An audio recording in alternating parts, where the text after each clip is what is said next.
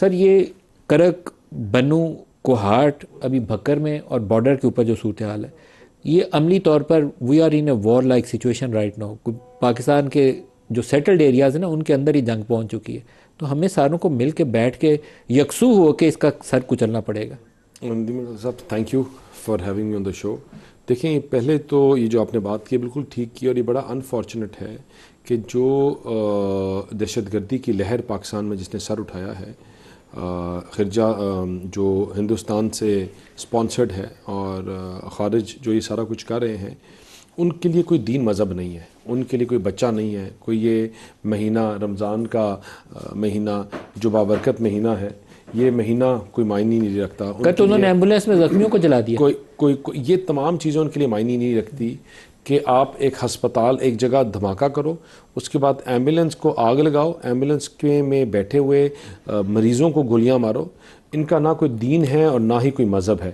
اور ان خارج کے خلاف جو ہے پاکستان نے ملٹیپل آپریشنز کیے. ابھی جو ریسنٹ ہم نے آپریشن کیا افغانستان میں، وہ انہی لوگوں کو اور انہی کی پراکسیز کو ٹارگٹ کیا، جس میں 70 سے کے لگ بھگ لوگ مارے گئے، اور تمام ٹی ٹی پی کے لوگ تھے، اور وہ لوگ تھے جو پاکستان میں دہشت گردی کی چیزوں میں ملوث ڈائریکٹلی اور انڈائریکٹلی. لیکن بیشتر دانیال صاحب میرا خیال ہے کہ یہ آپریشن خالی کافی نہیں ہے. آپ کو ایک ایسی اسٹریٹجی اپنانی پڑے گی، چاہے یوز آف فورس سے کریں، چاہے ملٹی پرانگ جائیں، سیورل آپشنز یوز کریں، فرینڈلی کنٹریز کو بھی بنائیں اور اپنی فوج اور ایئر فورس کو بھی استعمال کریں. آپ کو آئی تھنک کمپریہنسو اسٹریٹجی پہ جانا پڑے گا، ان کو ایلیمینیٹ کرنا پڑے گا. ندیم صاحب بالکل آپ ٹھیک کہہ رہے ہیں. دیکھیں یو این کی جو رپورٹ ہے ریسنٹ، وہ کہتی ہے کہ جو امریکہ جو افغانستان ہے وہ ابھی 21 ڈفرینٹ نیشنلٹیز کے ملکوں کے لوگوں کا ایک انکیوبیشن سینٹر بنا ہوا ہے، جہاں 21 ڈفرینٹ تنظیمیں کام کر رہی ہیں، 21 دہشت گرد تنظیمیں کام کر رہی ہیں. اب پاکستان جو ہے ایک بیریکیڈ ہے between them and the entire world. ہمارے جو لوگ جانے دے رہے ہیں اپنے ملک کے لیے اور اپنی دفاع کے لیے، اگر پاکستان نہ ہو تو یہ پوری دنیا اس کو سفر کرے اور پوری دنیا اس کو فیس کرے. دنیا تو مجھے لگتا ہے ہمیں اس میں دھکیل کے پیچھے گئی ہے. بالکل ٹھیک کہہ رہے ہیں. امریکی کیا کر کے گئے ہیں جی؟ اسلحہ چھوڑ کے گئے.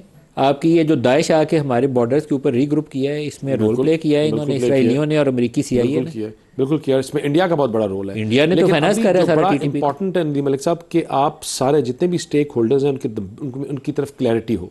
وہ آپ کے پولیٹیکل اسٹیک ہولڈرز، آپ کے ملٹری اسٹیک ہولڈرز اور پبلک، ان تمام میں آج کلیئرٹی ہے، اور ان تمام لوگ اس کو انڈرسٹینڈ کرتے ہیں، وہ کے پی گورنمنٹ ہو یا کوئی اور ہو، کہ اس دہشت گردی کے خلاف اگر ہم ایک نہ ہوئے تو یہ ہمیں بہت نقصان پہنچائے گی، اور ہمیں ہر روز پہنچا رہی ہے. اور ہمارے بچے یہاں شہید ہو رہے ہیں، یہاں بچے پولیس کا ڈی ایس پی بھی شہید ہو گیا، بچے فوج کا کرنل بھی شہید ہو گیا، سپاہی بھی شہید ہو گئے. بالکل ٹھیک کہہ رہے ہیں.